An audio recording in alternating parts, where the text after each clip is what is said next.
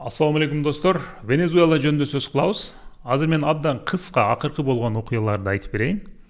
Андан кийин мунун тарыхы, бул каяктан келип чыккан конфликт, ошол жөнүндө көбүрөөк сөз кылабыз. Ошондо толук сүрөт пайда болот. Жөн эле кабарларды окуй берген менен мунун түбүн түшүнүш кыйын. Трамп бир канча айдан бери 10 миңге жакын солдатты Венесуэланын жээгине тизип койгон эле. Алар күтүп аткан, туура учурду күтүп, мамлекетти Венесуэланы жана Мадурону байкап отурушкан. Кечээ түндө кирип барышып, 3 саатка жетпеген убакытта Мадурону жана аялын кармап, Америкага алып чыгып кетишти. Азыр Мадуронун ордунда премьер-министр иштеп атыптыр. Мамлекет жалпысынан түрөлү жакшы эле иштеп атыптыр. Өтө көп хаос жок. Мадурону эми Американын мыйзамдары менен соттойбуз деп атышат. Ага коюлган күнөө наркотрафик жана терроризм экен. Трамп пресс-конференция уюштуруп, эми легитимдүү туура бир кандидат келгенге чейин Венесуэланы биз башкарабыз деди, Америка башкарат деди.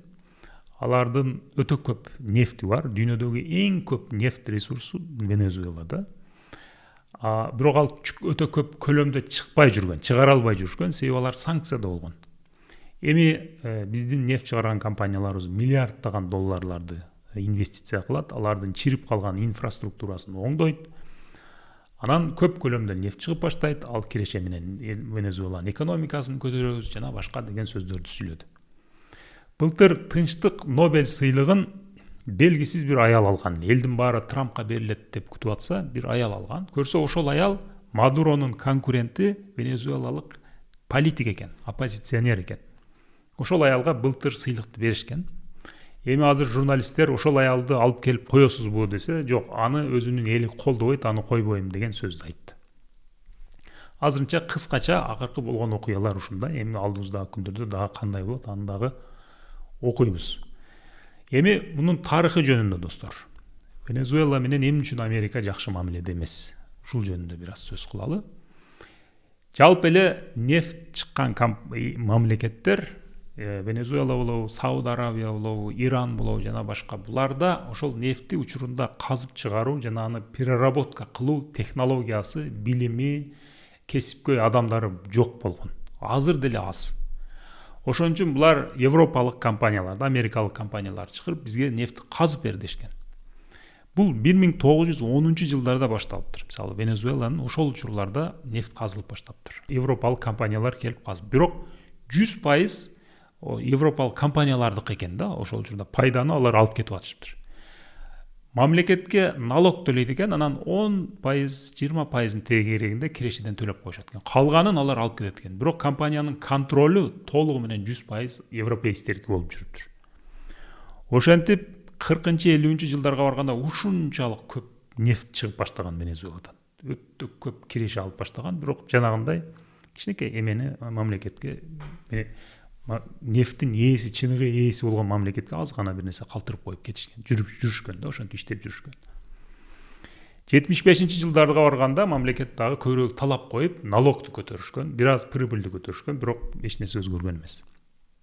Бирок ошол учурларда 1 январь 76-жылда ошол учурдагы президент Карлос Андреа Переси деген киши толугу менен ошол нефт тармагын улутташтырыптыр.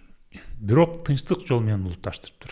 Ошол учурда компанияларга жакшы доляларын, компенсацияларын төлөп берип, эч кандай эл аралык сотторго барбай, сүйлөшүү жолу менен мамлекетке өткөзүп алыптыр. Ошентип жакшы иштеп баштаган. Андан кийин алар көбүрөөк кирешени көрүп, мамлекетке көп акча калып баштаган. 90-жылдарга барганда Венесуэла оор нефт, тяжелый нефт чыгаруу аракетине киришиптир. Тяжелый нефт деген нерсе бар экен да өзү. Мындай ал коюу болот экен. Асфальтка окшогон коюу нефт экен.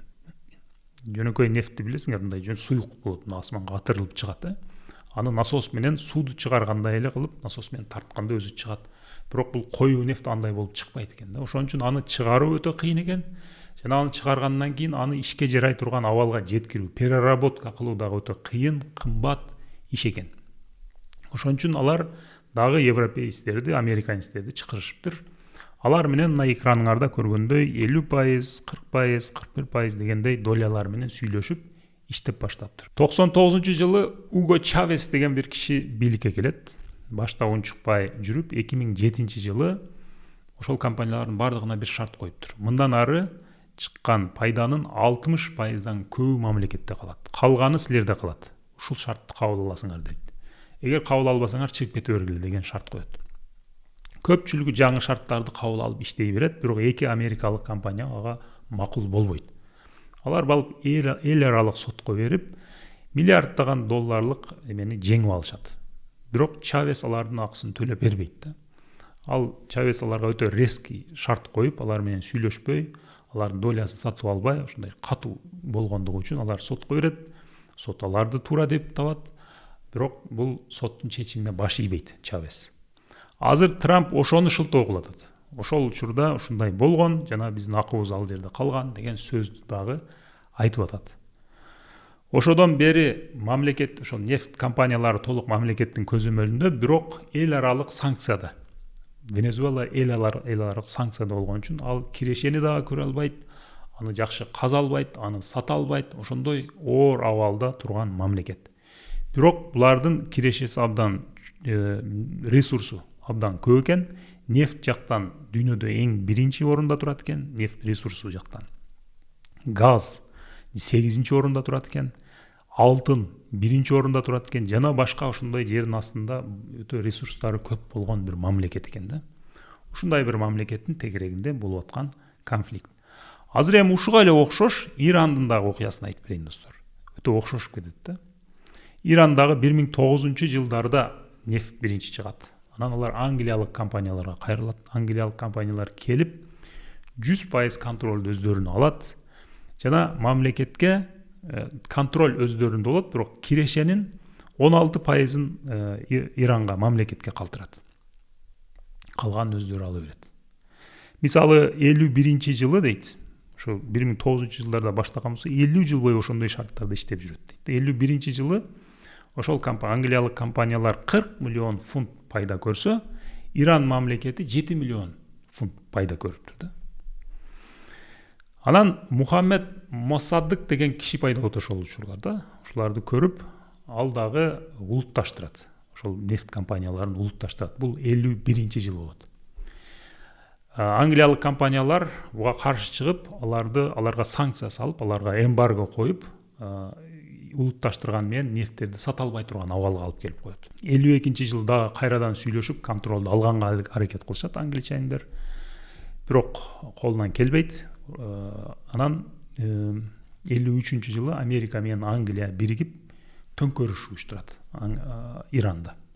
Төңкөрүш уюштуруп, алар мамлекеттин башына Шах Мухаммед Реза Пехлеви деген бир кишини коет. Ал киши мурда деле болгон экен, бирок анын анчалык күчү болгон эмес да. Премьер-министрдин күчү көбүрөөк болгон. Эми кайрадан бул кишини коюп, бардык бийликти ошо Пехлевиге калтырышат. Ошо Пехлевинин учурунда мамлекеттик кирешени 51%га чейин, 50%га чейин көбөйтүптүр Ирандын кирешесин. Бирок контроль дагы эле америкалыктардын колунда, англиялыктардын колунда кала бериптир. Мына экраныңарда чыккандай кайрадан төңкөрүш болгондон кийин, өздөрүнүн адамын Ирандын башына койгондон кийин кайрадан контролду, ошо нефттин үстүндөгү контролду өздөрүнө алган, өздөрүнүн ыңгайлуу кылып алган. Бир аз Ирандын долясын көбөйтүшкөн, бирок контроль дагы эле аларда болуп тура берген. Ошол учурларда эми салыштырмалуу Иран көбүрөөк акча табат дагы, Иранда бир аз өнүгүүлөр болот. Шах жана анын атасы дагы мурда бийликте болгон экен. Алар Европада билим алып, ошол жактарда жашап келгендиги үчүн ошол учурларда Иранда жалпы мындай кийинүү, жашоо образы дагы көбүрөөк Европага окшоп баштайт. Адамдар джинсы кийип баштайт, кыздар каалагандай кааласа мини юбка кийип баштайт. Европейстерге окшогонго аракет кылып баштайт экен да. 79-жылы Хумейни келип революция кылат, шахты бийликтен кетирет, толугу менен мамлекетти бийликти алат, ислам мамлекети деп атайт Иранды, айрыкча нефт компанияларын толук дагы улутташтырып мамлекеттин көзөмөлүнө өткөзөт. Ошодон бери Ирандагы санкцияда. Ошодон бери Иран менен батыштын мамилеси жакшы эмес. Санкциянын астында жашап келатышат. жана экономикалык жолу тосук да, болбосо Иран дагы дүйнөдөгү нефть жактан 3-чү орунда турат. 1-чи орунда Венесуэла турат, 2-чи орунда Сауд Арабия турат, 3-чү орунда Иран турат. Иран дагы ошол нефтини сата албайт, анын саткан пайдасын көрө албайт, себеби санкцияда жашап келатышат. Мени таң калтырган Сауд Арабия болду. Сауд Арабия дагы ошентип өзүнүн технологиясы жок учурунда европейцтерди чакырып казган. Бирок учурунда алар дагы улутташтырыптыр. Бирок улутташтырганда Иранга окшоп же Венесуэла, Чавеске окшоп агрессивный жолго барбаптыр. Алар абдан мындай этап менен көбөйтүшүптүр, сүйлөшүү жолу менен өздөрүнүн долясын көбөйтүптүр. Анан сатып алып баштаптыр. Чет өлкөлүк компаниялардын доляларын 25%, кийин 50% ошентип көбөйтүп, алардын сураган долясын берип, азыр 100% өздөрүнүн долясында, өздөрүнүн колунда экен. Ушундай достор, алдыбыздагы күндөрдө дагы кандай жаңылыктар болот, аларды дагы байкап турабыз. Ирандын дагы кечээ Венесуэлага Америка кирерден мурда Иранда ызычуулар башталып кетти эле. Алар бир аз басылып калды. Аны дагы мен байкап турам. Ал жакта дагы жаңылыктар болсо силер менен бөлүшөм. Силер кантип ойлойсуңар? Силердин оюңар боюнча эмне? Бир аз ашыкча кетпей, өзүңөрдүн оюңарды жазгыла. Ушинтип ушул теманын тегерегинде ойлорубуз менен бөлүшөлү достор. Анда кийинки видеолордо жолукканча аман болгула.